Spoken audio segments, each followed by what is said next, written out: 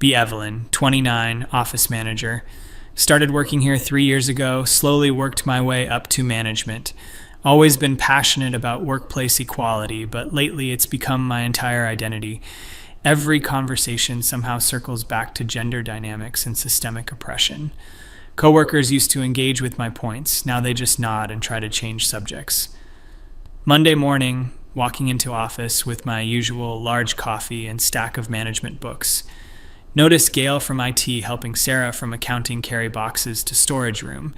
Immediately feel that familiar surge of righteous anger.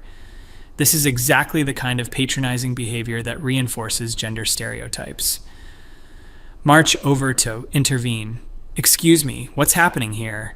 Sarah looks confused. Oh, hi, Evelyn. Gail was just helping me move these old files. And why exactly do you think Sarah needs help with those boxes, Gail? Gail stops mid-lift, clearly annoyed. Because she asked me to help when I walked by. They're pretty heavy, and so you automatically assumed that because Sarah is a woman, she's incapable of handling her own responsibilities? Can see Gail's jaw clench, his face getting red. Are you serious right now? She literally asked for help. I would help anyone who asked. Would you, though? Or do you just feel compelled to rescue the helpless women in the office? Sarah tries to mediate. Evelyn, really? I just asked because... Sarah, don't you see how this perpetuates the myth that women are the weaker sex? That we need men to swoop in and save us? Gail slams down the box harder than necessary. This is ridiculous, Evelyn. I'm trying to be helpful, and you're turning it into some political statement. Everything is political, Gail.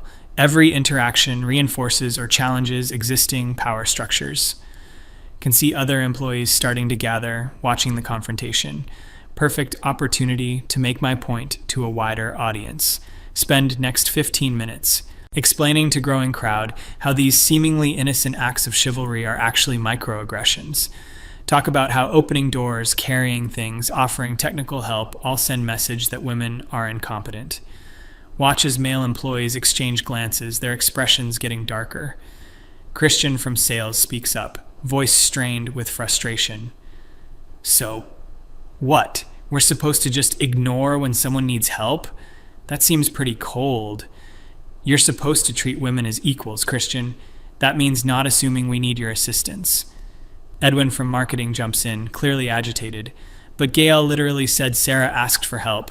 How is helping someone who asks for it somehow sexist?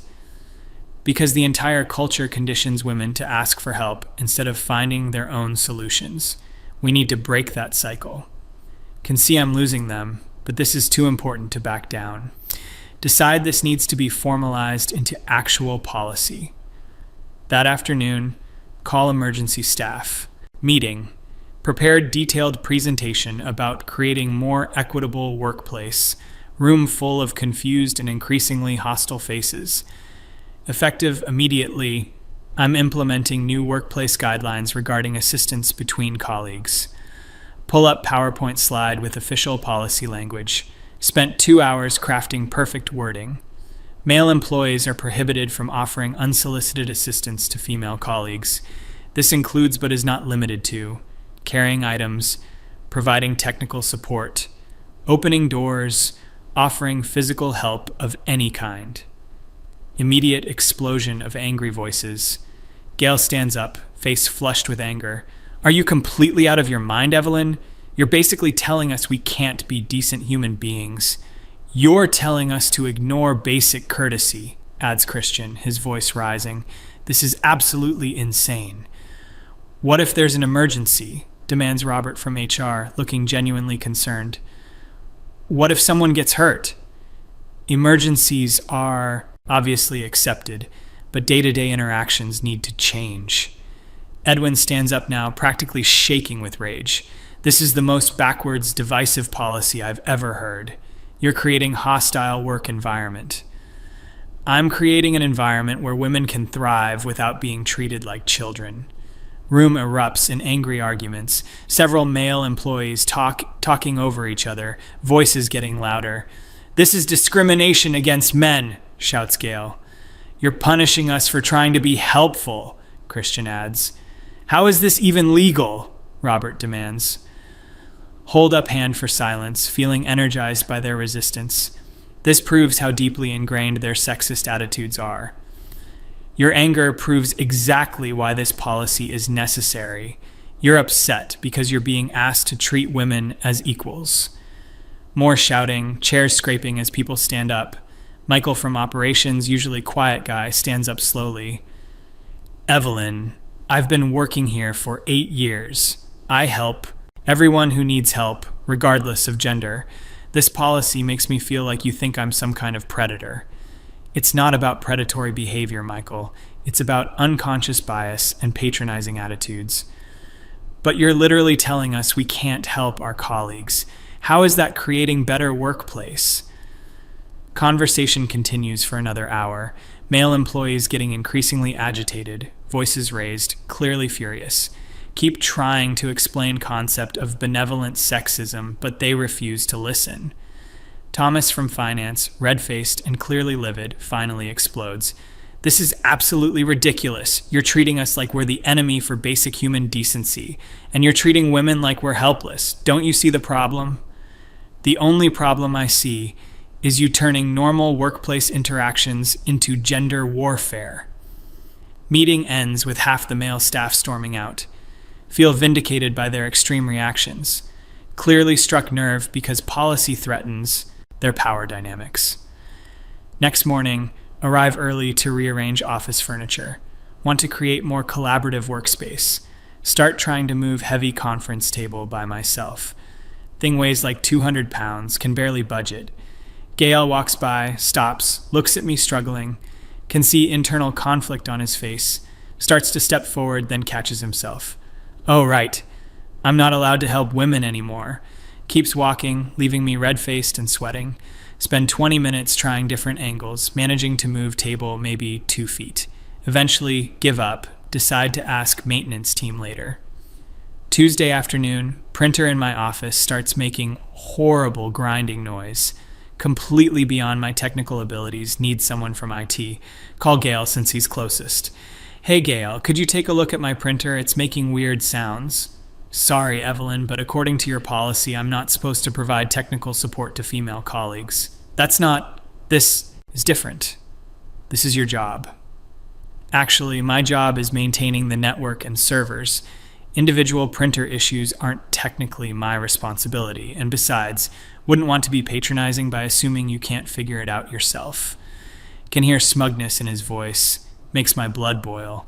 End up having to submit formal IT ticket, wait 3 days for scheduled maintenance. Wednesday morning, delivery truck arrives with new office supplies. Boxes of paper, folders, various heavy items. Delivery guy dumps everything in lobby, says someone needs to sign and distribute. Look around for help. See Christian and Edwin chatting near elevator. Approach them with clipboard. Hey guys, could you help me get these supplies distributed to each floor? They look at each other, then back at me with barely concealed anger. Gee, Evelyn, I don't know, Christian says with obvious sarcasm. Wouldn't want to send message that women are incapable of handling their own responsibilities. This isn't the same thing. Isn't it though? Edwin interrupts, voice dripping with frustration. You literally told us not to offer assistance to female colleagues. But this is work-related. So was helping Sarah with those files, Christian snaps back, clearly still angry about Monday's confrontation. They walk away, leaving me with stack of 40-pound paper boxes.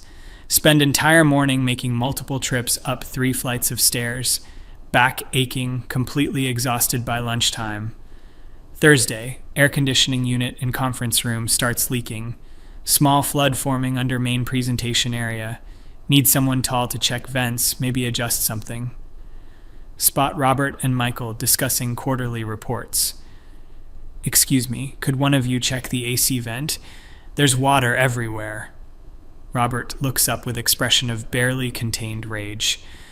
Evelyn, I'm really trying to follow your guidelines here, but you keep asking us for help. This is facility maintenance. No, this is you.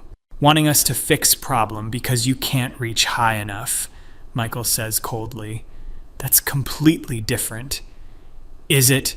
Robert's voice rising again. Because from where I'm standing, it looks like you want male colleagues to handle physical tasks that you're unable to do yourself. You're being deliberately obtuse. We're being deliberately compliant with your policy. Michael interrupts, voice sharp with anger. They continue their conversation, completely ignoring my situation. Have to call building maintenance, takes 4 hours to get someone up. Conference room unusable all day, important client meeting had to be moved. Friday afternoon, need to move filing cabinets from storage to make room for new equipment. Heavy metal cabinets, definitely two-person job. See Thomas and a couple other guys from accounting. Approach them hesitantly, knowing this won't go well. I hate to ask, but could someone help me move these cabinets? They're really heavy. Thomas looks up, face immediately hardening with anger. Are you kidding me right now, Evelyn? It's just what? Just another situation where suddenly your policy doesn't apply. His voice getting louder, attracting attention from other employees. You spent an hour lecturing us about how offering help to women is patronizing and sexist. You literally banned us from providing assistance. Other guys nodding, expressions hostile. And now, less than 1 week later, you're asking us to help you move heavy furniture. Do you see the problem here? Can feel other employees watching, some starting to whisper, face burning with embarrassment and anger. This is different. This is a specific request. Everything was a specific request, Thomas practically shouting now. Sarah specifically asked Gail for help, but apparently that was problematic because it reinforced gender stereotypes. More employees gathering, sensing confrontation. You can't have it both ways, Evelyn. Either women are strong and independent and don't need men's help, or they're not. I'm not saying women aren't strong. Then move the cabinets yourself, says Kevin, another guy from his department, voice cold with anger. But they're heavy. So were the boxes Sarah needed help with. So were the supplies you wanted us to carry. So was the conference table you were struggling with on Monday. Realize entire group of male employees has gathered, all looking furious. You want equality? Here's equality. Handle your own physical tasks. Spend next 2 hours trying to drag filing cabinets inch by inch. Manage to move them maybe 6 feet before giving up completely. Have to leave project unfinished, looking incompetent in front of entire office. Monday morning, bring in new office chair that needs assembly. Box clearly states 2-person assembly recommended. Set up in break room, start trying to figure out instructions, see Gail getting coffee, pretend to casually need help. Hey Gail, you're good with tools, right? Think you could help me figure out this chair? He stops, turns around with expression of pure fury.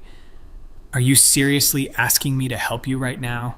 It's just assembly. It's just another example of you expecting men to solve your problems. His voice echoing in break room, several people turning to stare. You spent weeks lecturing everyone about benevolent sexism and patronizing behavior. You implemented official policy banning us from offering assistance. Can see vein bulging in his forehead, clearly livid. And now you want me to help you because the task is too difficult for you to handle alone. Do you understand how hypocritical that is? I'm just asking for help with furniture assembly, and Sarah was just asking for help moving boxes, but somehow that was sexist, and this isn't? More employees gathering, situation escalating quickly. You can't pick and choose when your principles apply, Evelyn. Either stick to your policy or admit it was stupid. From the beginning. Storms out of break room, leaving me with partially assembled chair. Spend rest of day struggling with confusing instructions. Chair ends up wobbly and unstable, clearly assembled wrong. Tuesday, massive presentation for potential new client. Need to set up projection equipment, arrange seating for 20 people. Technology acting up, tables need rearranging. Deadline approaching fast. Swallow pride. Approach Edwin and Christian together. Look, I know things have been tense, but I really need help setting up for this presentation. They look at each other, then back at me with identical expressions of anger. Oh, now you need help, Edwin says mockingly. What happened to women not needing assistance from men? This is important client meeting. Everything is important, Evelyn, Christian interrupts, voice tight with frustration. But you made it very clear that offering help is patronizing and sexist. You didn't mean what? You didn't mean that women are strong and independent. You didn't mean that male assistance reinforces negative stereotypes. Can feel panic rising as clock ticks down. Please, I'm asking nicely. And we're politely declining, Edwin says coldly. Wouldn't want to send message that women are incapable of handling their responsibilities. They walk away, leaving me scrambling. Presentation setup, disaster. Projector never works properly. Seating arrangement awkward, client clearly unimpressed. Feel humiliated and furious. Wednesday afternoon, receive email about office renovations. Need to clear out supply closet by end of week. Dozens of heavy boxes, shelving units, equipment. Massive physical undertaking. Corner Michael and Robert after their meeting. I know you guys are upset with me, but this renovation deadline is non-negotiable. I need help clearing that closet. Robert's face immediately darkens with anger. Evelyn, I cannot believe you're asking us this. It's a big job. It's your job, Michael interrupts harshly. You're the office manager. Managing the office is your responsibility. But there's heavy lifting involved. So? You've spent weeks telling us that assuming women can't handle physical tasks is sexist. Robert jumping in, voice rising with frustration. You literally said that offering to help women carry things perpetuates myths about female weakness. This is different. How? Michael demands, clearly furious. How is this any different from every other time you've asked for help this week? Because it's unrealistic to expect one person. It was unrealistic to expect Sarah to move those filing boxes alone. It was unrealistic to expect you to fix that printer or move that conference table or assemble that chair. Both men staring at me with undisguised anger. But in all those cases, you insisted that accepting help would be admitting weakness. So admit weakness or handle it yourself. They leave me standing in hallway. Deadline. Looming. Spend entire evening after work trying to clear closet.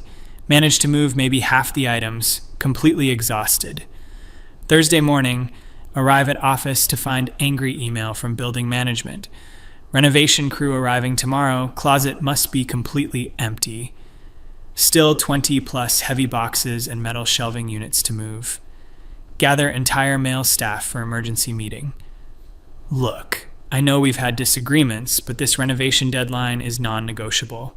I need everyone's help clearing that closet today. Room full of angry, hostile faces. Thomas stands up first, voice shaking with rage.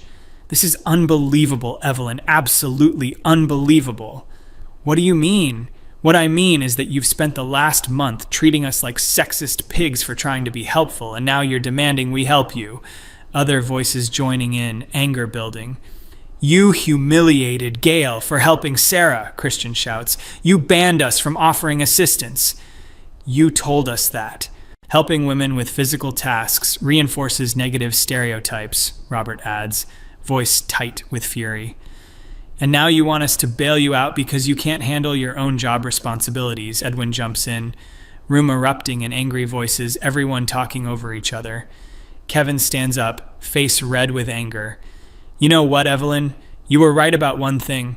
Women are strong and independent and don't need help from men. So prove it, Thomas adds coldly. Clear that closet yourself. But it's impossible for one person. Then you should have thought about that before implementing your ridiculous policy, Gail says, voice dripping with anger. More shouting, everyone expressing weeks of built-up frustration. You can't have it both ways, someone yells from the back.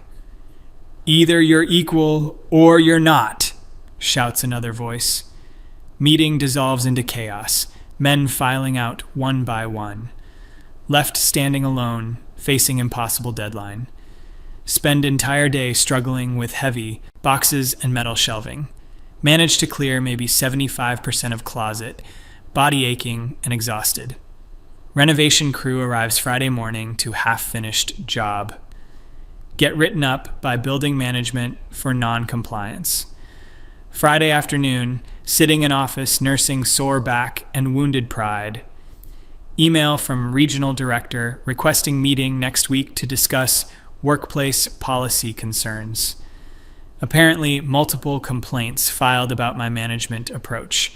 Gail appears in doorway, expression unreadable. Got a minute to talk? Gesture to chair across from desk, curious about his agenda. Look, Evelyn, I wanted to clear the air about something. If this is about the policy, it's about basic human decency, he interrupts, voice serious but controlled. When I helped Sarah with those boxes, I wasn't thinking about her gender. I was thinking about being a decent coworker. Lean back in chair, feeling defensive. But don't you see how that perpetuates? No, I don't see that at all.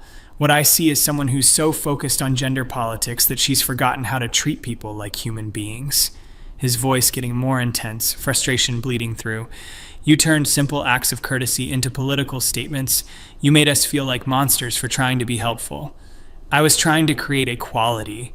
You created division. You created hostility. You made everyone angry and resentful. Can see other employees gathering outside office, listening to conversation. And then, when you needed help, suddenly all your principles went out the window. Voice rising now, anger coming through. You spent weeks lecturing us about patronizing behavior, then immediately started asking for the exact same assistance you'd banned us from offering. Those situations were different. No, they weren't. They were exactly the same. The only difference was that suddenly you needed help. Thomas appears in doorway, clearly still furious from earlier. Can I add something to this conversation? Wave him in, feeling outnumbered but determined to defend position. Evelyn, I've worked in offices for 15 years. I've always helped colleagues who needed assistance regardless of gender, race, age, whatever. But that's exactly the problem. No, the problem is you assuming that courtesy equals sexism. The problem is you turning workplace collaboration into gender warfare. Edwin and Christian joining the growing crowd in doorway. You want to know what's really patronizing? Edwin calls out, voice tight with anger.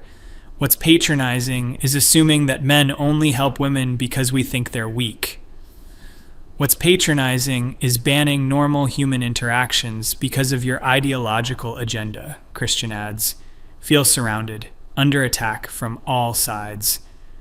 Michael pushes into room, expression serious. Evelyn, I want you to really think about what happened this week. I tried to implement progressive workplace policy. You tried to social engineer normal human behavior based on your personal political beliefs. His voice getting louder, frustration evident. And when that policy inconvenienced you, when you needed assistance, suddenly it didn't apply anymore. Robert joining the conversation now, voice cold with anger. Do you understand how hypocritical that looks? Do you see why we're all furious? You're furious because you're being challenged to examine your unconscious biases.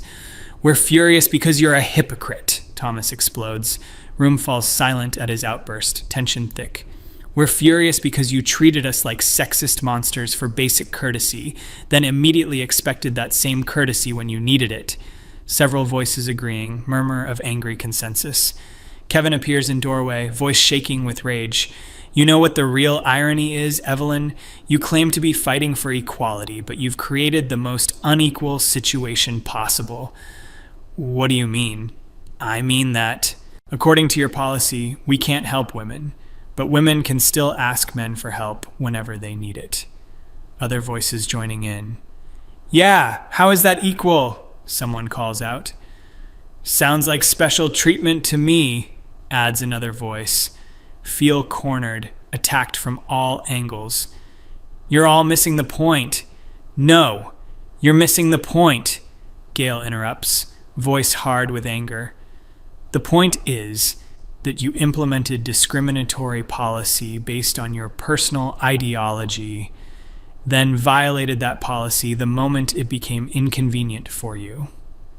More employees gathering in hallway, entire situation spiraling out of control. Christian steps forward, face red with fury. And now you're sitting here acting like the victim, like we're the unreasonable ones for following your rules. I never said you were unreasonable. You banned us from helping our colleagues. You turned basic human decency into thought crime. His voice echoing through office, clearly livid. And when we followed your policy exactly as written, you got angry at us for not violating it on your behalf. Edwin nodding vigorously. You can't have it both ways, Evelyn. Either your policy makes sense, or it doesn't. Either women need help sometimes, or they don't, Michael adds. Either workplace assistance is sexist, or it isn't, Robert concludes. Feel completely overwhelmed, surrounded by hostile faces. Thomas steps closer to desk, voice low and dangerous. But here's what really makes us angry, Evelyn. It's not just the hypocrisy. It's the fact that you never considered how your policy would affect workplace dynamics. Other voices joining in, building to crescendo. You never thought about emergency situations, someone calls out. You never considered team projects, adds another voice. You just imposed your ideology without thinking about consequences, Kevin says angrily. Gail stepping forward again, voice intense with frustration. And when those consequences affected you personally, when your work suffered because of your policy, suddenly the policy was negotiable. That's exactly what happened. You spent 5 days asking for the exact assistance you'd banned us from providing. Room full of angry, resentful faces. Suddenly realize how completely I've lost control of situation. Policy meant to improve workplace has created hostile environment. Every male employee clearly furious, unified against me. Robert speaks up, voice calm but cold. Evelyn, I think it's time for some honest self-reflection. Your policy wasn't about equality. It was about control. Other voices murmuring agreement. It was about imposing your worldview on everyone else, Edwin adds. It was about making us feel bad for trying to be decent human beings, Christian continues. Kevin stepping forward, voice shaking with suppressed anger. And when that control inconvenienced you, when your worldview made your life harder, suddenly it didn't matter anymore. Feel tears of frustration building, but refuse to show weakness.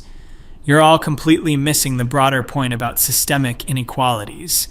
No, we're not missing anything, Thomas interrupts harshly. We understand perfectly. You want to lecture us about equality while expecting special treatment. His voice getting louder, anger building. You want to ban us from helping women, but demand we help you whenever you need it. You want to have your cake and eat it too. Entire room erupting in angry agreement. Gail stepping closer, voice intense. Here's what's going to happen, Evelyn. We're going to continue following your policy exactly as written. No assistance to female colleagues, regardless of circumstances. Cold smile spreading across his face. Since that's what you wanted, that's what you'll get. Other men nodding, expressions hostile. Every time you ask for help, we'll remind you of your own rules, Edwin says coldly. Every time you struggle with physical task, we'll quote your policy back to you, Christian adds. Kevin stepping forward with satisfied expression. You wanted to prove that women don't need help from men. Consider it proven. Room slowly emptying, employees filing out one by one. Left sitting alone, facing consequences of own actions. Realize with growing horror that situation is completely untenable. Can't perform job duties without occasional assistance. Can't rescind policy without admitting total failure. Male employees united in their anger and resentment. Weekend spent agonizing over options. Monday morning brings email from regional director. Formal investigation into discriminatory workplace policies and hostile work environment complaints. Tuesday meeting with director results in official reprimand. forced to rescind policy and issue formal apology, but damage already done. Male employees continue following original policy out of spite. Workplace atmosphere poisoned by weeks of conflict. Realize with crushing certainty that ideological purity has destroyed professional credibility. Every interaction now viewed through lens of my hypocrisy. Simple requests for assistance met with cold reminders of own rules. What started as crusade for equality became demonstration of entitled expectations. Ended up proving opposite of intended point. Showed that beneath all the rhetoric about independence, still expected men to solve problems when convenient. 6 months later, transferred to different department. Policy officially rescinded but unofficial consequences permanent. Male colleagues polite but distant, helpful only when absolutely required. Reputation as hypocritical ideologue follows everywhere. Looking back, realize fatal flaw wasn't in principle but in application. Tried to engineer human nature through policy. Forgot that principles only matter when they're inconvenient. Learned too late that equality means giving up special treatment, not just demanding it for others. Understand now that true workplace equality comes from mutual respect, not rigid rules. That courtesy and assistance flow both ways, regardless of gender. That banning kindness in name of progress just makes everyone angry and resentful. But lesson learned too late to repair professional relationships or workplace dynamics. Ideology without wisdom becomes tyranny. Principles without consistency become hypocrisy. And hypocrisy, once exposed, destroys everything it touches.